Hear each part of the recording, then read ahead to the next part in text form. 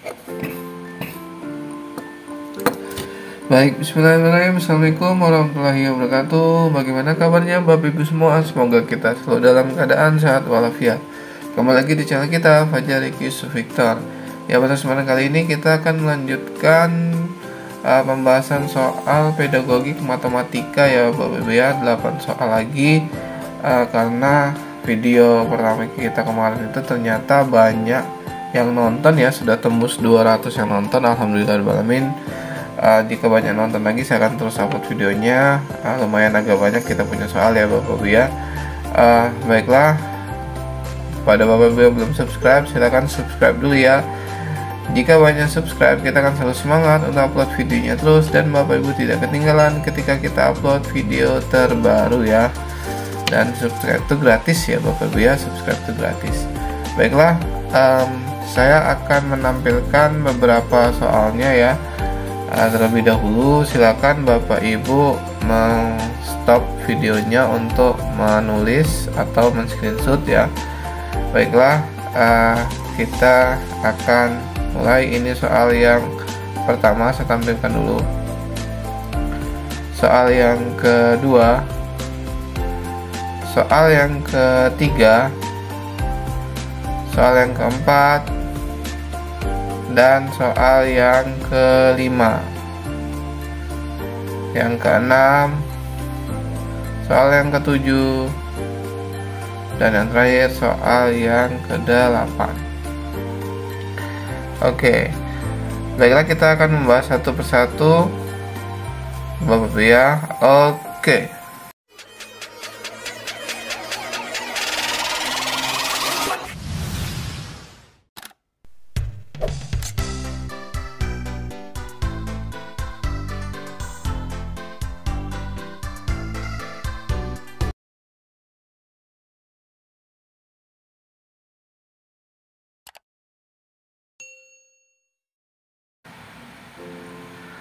Baik, untuk nomor 1, berikut ini adalah inti tujuan mata pelajaran matematika di SMP atau MTS yang hendak dicapai pada saat siswa belajar KD.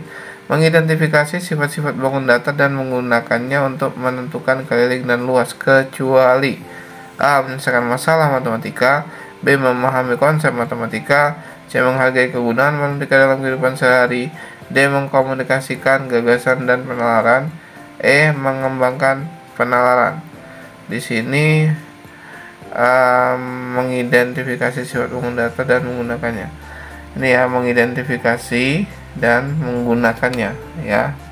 Tapi dia yang ditanya kecuali ya, kecuali berarti yang kurang tepat ya. Yang kurang tepat adalah menyelesaikan masalah matematika. Itu ya Bapak Ibu ya.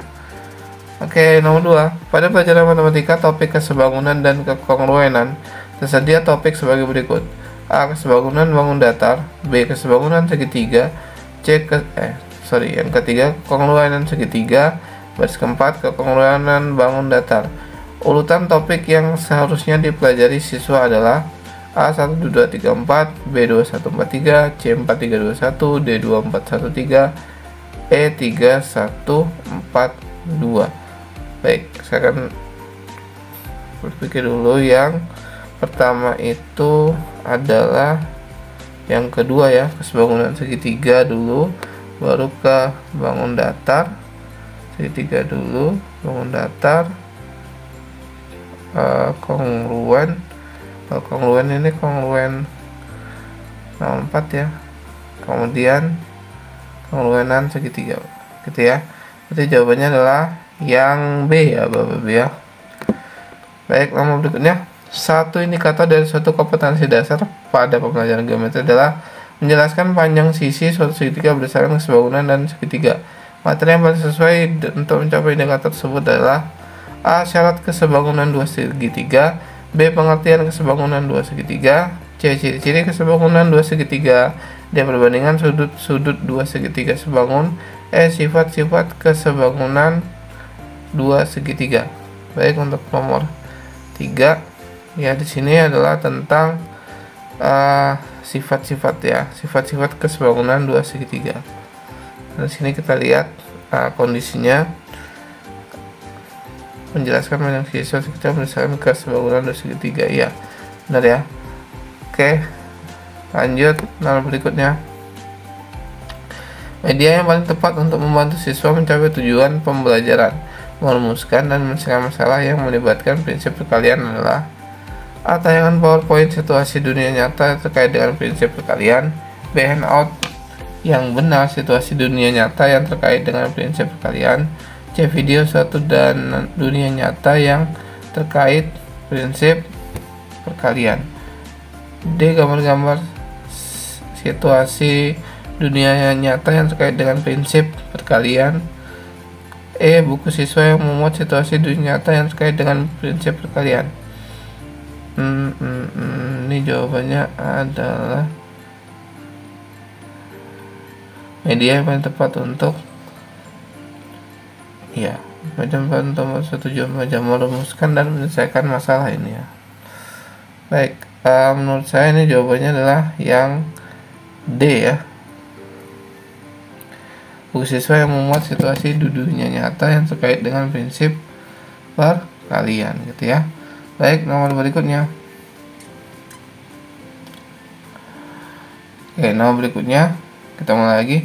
Rumusan tujuan pembelajaran yang paling sesuai dengan kompetensi dasar menjelaskan sudut pusat, sudut keliling, panjang busur, dan luas juring lingkaran.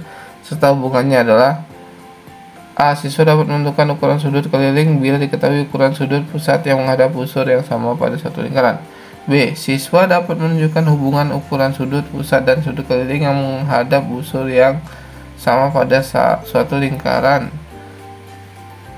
C. Siswa dapat mengidentifikasi sudut pusat dan sudut keliling pada suatu lingkaran. D. Siswa dapat mendefinisikan sudut pusat dan sudut keliling pada suatu lingkaran. E. Siswa dapat menentukan ukuran sudut pusat bila diketahui ukuran sudut keliling yang sama pada suatu lingkaran. Baik, untuk nomor 5 ini jawabannya adalah yang B. Siswa dapat menunjukkan hubungan ukuran sudut pusat sudut keliling yang menghadap busur yang sama pada suatu lingkaran. Oke. Next, nomor berikutnya. Urutan 4 materi pelajaran yang sesuai hierarki konsep pada materi bentuk aljabar adalah sebagai berikut. X, Y, menyederhanakan bentuk aljabar, menyelesaikan permasalahan bentuk aljabar. Materi yang paling tepat menggantikan urutan X, Y adalah A. Operasi bentuk aljabar, unsur-unsur bentuk aljabar. B. Unsur-unsur bentuk aljabar, operasi bentuk aljabar. C. Unsur-unsur bentuk aljabar, penyederhanaan pecahan. D. Penyederhanaan bentuk aljabar, operasi bentuk aljabar. E. Pengertian bentuk aljabar, operasi bentuk aljabar ya. Oke. Next. Bentar belum diisi. Jawabannya nomor 6.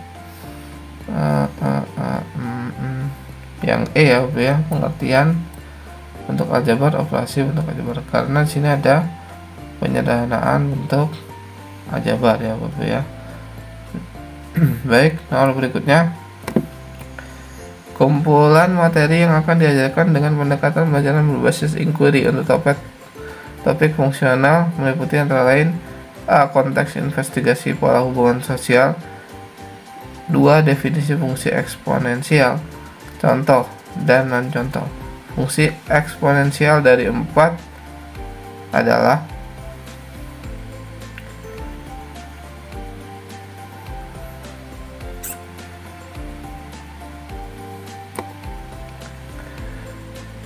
Oke, kita lanjut. Contoh dan contoh fungsi eksponensial dan 4 sifat-sifat fungsi eksponensial.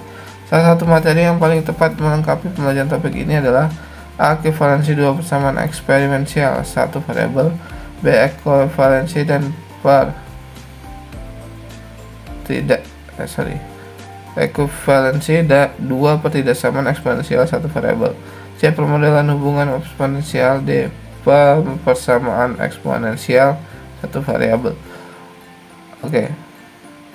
Yang E. Pertidaksamaan eksponensial satu variabel. Jawabannya adalah yang C ya, Bapak ya. Permodelan hubungan eksponensial. Oke. Lanjut, nomor terakhir. Kelas 9 3.8 menaksir dan menghitung luas permukaan bangun datar dan bangun ruang yang tidak beraturan dengan menerapkan kombinasi geometri dasarnya. Untuk memberikan semangat dan mengantisipasi keengganan siswa mengikuti pelajaran matematika pada jam setelah istirahat siang, guru bermaksud mengadakan permainan sebagai ice breaking, sehingga pelajaran menjadi menyenangkan dan bermakna.